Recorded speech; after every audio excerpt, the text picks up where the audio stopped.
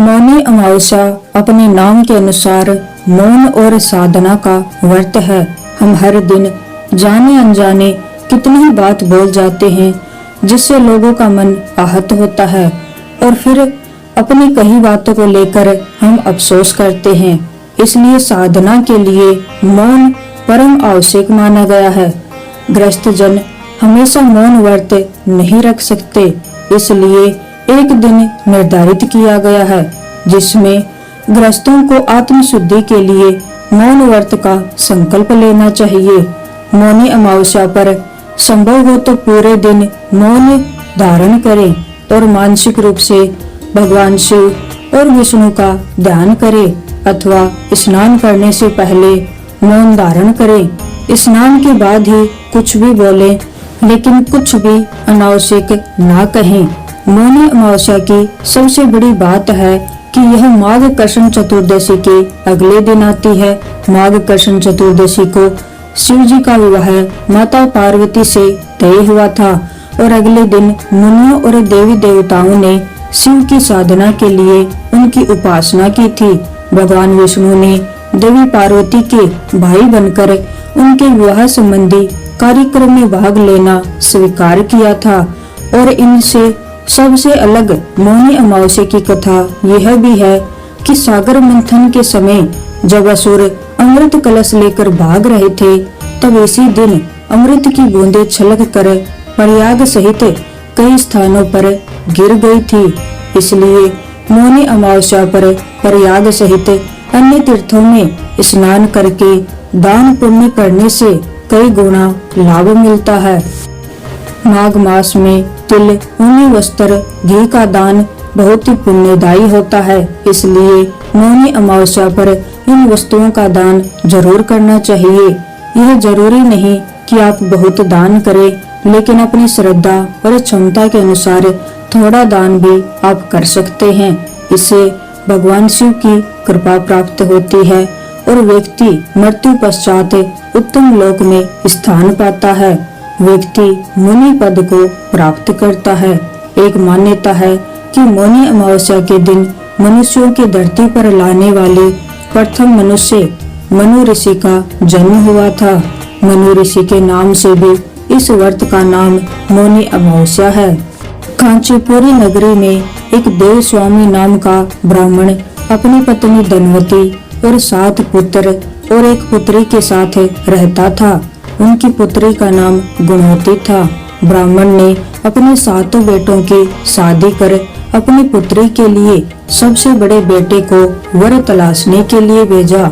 इसी दौरान किसी पंडित ने उनकी पुत्री की जन्म कुंडली देखी और उसके बारे में ऐसी बातें बताई जिसे सुनकर सब चौंक गए।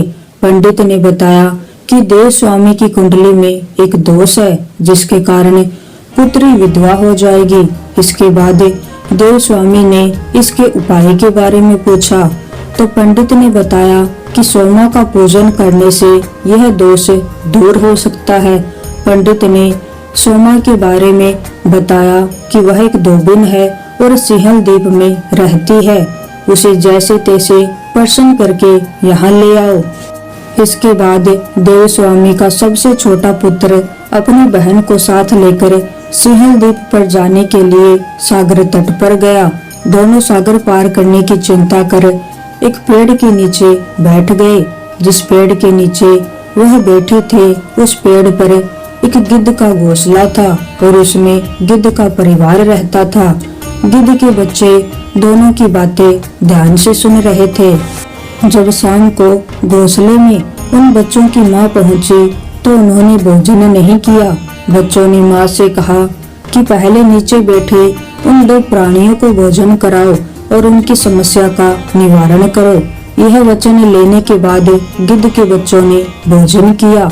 अगले दिन गिद्ध की मदद से दोनों भाई बहन सिंहल द्वीप पहुँच गए। वहाँ उन्होंने सोमा का घर भी ढूंढ लिया। सोमा को प्रसन्न करने के लिए दोनों ने एक योजना बनाई। वे दोनों नित्य प्रातः उठकर सोमा के घर की साफ सफाई कराते। इससे हैरान होकर एक दिन सोमा ने अपनी बहुओं से पूछा कि घर को कौन बुहारता है और लीपापोती करता है। सोमा की झूठी प्रशंसा पाने के लिए उनकी बहुओं ने कहा, हमारे अलावा यह कार्य और कौन करता है। लेकिन सोमा को इस बात का विश्वास नहीं हुआ और उसने अपने मन में ऐसा करने वाले को खोजने की कसम खाई। सोमा ने सुबह जल्दी उठकर देव स्वामी के पुत्र और पुत्री को लीपापोती करते हुए पकड़ लिया, जिसके बाद सोमा के पूछने पर उन्होंने सारी बात बता दी। सोमा उनकी श्रम साधना से प्रसन्न हो गई और उनके घर पर उचित समय आने का वचन दिया। लेकिन भाई के अधिक आग्रह पर सोमा उनके साथ ही चल दी। घर से चलते समय सोमा ने अपनी बहुओं से कहा कि मेरी अनुपस्थिति में किसी का देहांत हो जाए तो उसका शरीर नष्ट मत करना और मेरा इंतजार करना। यह समझाने के बाद सोमा कांचीपुरी पहुंच गई। दूसरे दिन गुणवती के विवाह का कार्यक्रम तय हो गया। सप्तपदी होते ही उसका पति मर गया। सोमा ने तुरंत अपने संचित पुण्य का फल गुणवती को प्रदान कर दिया। इसके बाद गुणवती ने भगवान विष्णु की पूजा कर पीपल के पेड़ की 108 परिक्रमाएं की, जिसके बाद गुणवती का पति जीवित हो उठा। सोमा उन्हें सौभाग्यवती का आशीर्वाद देकर अपने घर लौट गई।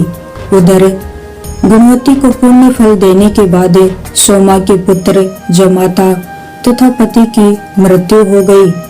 सोमा ने पुण्य संचित करने के लिए मार्ग में पीपल वृक्ष की छाया में विष्णु जी का पूजन करके 108 परिक्रमाएं की। इसके बाद परिवार के मृतक जन जीवित हो गए। मौनी अमावस्या के शुभ योग में सबसे ज्यादा दान का महत्व है। अमावस्या तिथि पितरों की तिथि है। दुर्भाग्य को दूर करने के लिए तथा सौभाग्य के सर्जन के लिए अमावस्या को छाया दान करें। एक लोहे के पात्र में तेल भरकर उसमें अपना चेहरा देखें। उसके बाद 1-1 रुपए के 8 सिक्के धीरे धीरे उस पात्र में डालें। पितरों का स्मरण करते हुए ईश्वर से प्रार्थना करें कि हे प्रभु, हमारे पितरों का कल्याण हो। पितरों के आशीर्वाद से और देवताओं के शुभ आशीष से अनिष्ट ग्रहों की पीड़ा का निवारण हो।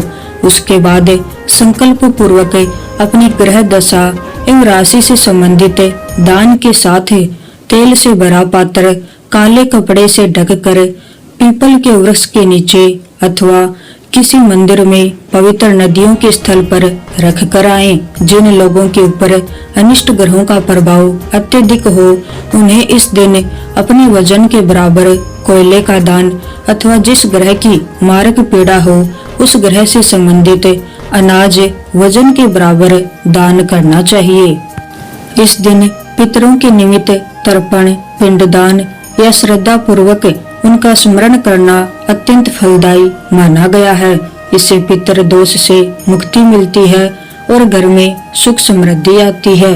मौनी अमावस्या पर जरूरतमंद लोगों को अन्न, वस्त्र या धन का दान अवश्य करें। यह दान कई गुना पुण्य फल देता है। इससे भाग्य मजबूत होता है।